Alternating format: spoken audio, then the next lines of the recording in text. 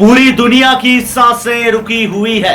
हम तारीख के उस मोड़ पर खड़े हैं जहां ईरान और अमेरिका के दरमियान कशीदगी एक दहशतनाक मोड़ इख्तियार कर चुकी है।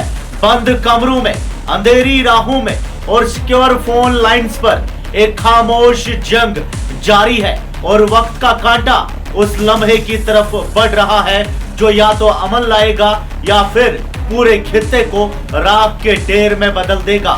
ईरान की गैरत और अजीम और शान ताकत का मुजाहरा करते हुए ब्रिगेडियर जनरल अबुल फाजिल शिकी ने पेंटागन के ऐवानों में लर्जा तारी कर दिया है। ईरानी मुसल्लह अफवाज की हिम्मत का ऐलान करते हुए उन्होंने दुनिया को एक खौफनाक तनबीह जारी की है।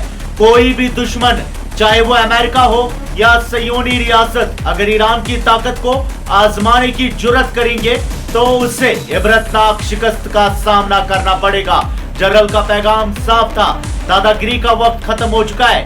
वाशिंगटन जो स्ट्रेट ऑफ हॉर्मुज को दबाने आया था, आज वो मिशन रोककर मुज़ाकरात की भीख मांगने पर मजबूर हो चुका है। मगर क्या ये डिप्लोमेसी है या कोई जाल? तेहरान को वाशिंगटन पर रत्ती भर भी भरोसा नहीं, जबकि पाकिस्तान की तरफ से भेजी गई अमेरिकन तजावीज का ईरानी हुकूमत बारीकी से जायजा ले रही है। तस्नीम न्यूज एजेंसी की रिपोर्ट्स के मुताबिक इस वन पेज फ्रेमवर्क के कई हिस्से पहले ही नाकाबिले कबूल करार दिए जा चुके हैं। मामला क्या है, जरा गौर से सुनिए।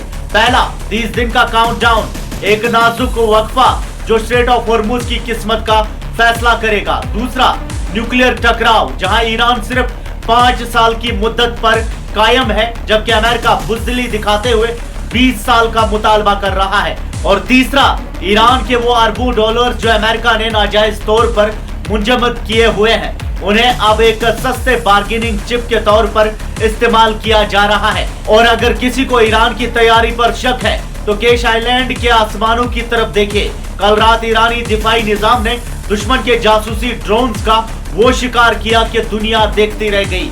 एक एक करके इन इंट्रूडर्स को आसमान से नोचकर पर्शियन गल्फ की लहरों में फेंक दिया गया। डोनाल्ड ट्रंप धमकी देते हैं कि अगर उसकी शर्त ना मानी गई तो बम्बार्डमेंट शुरू होगी।